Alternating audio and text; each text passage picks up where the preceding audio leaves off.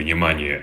Сегодня, 22 июня, в День памяти и скорби, вспомним тех, кто не вернулся с войны, кто не дошел до Дня Победы. Объявляется минута молчания.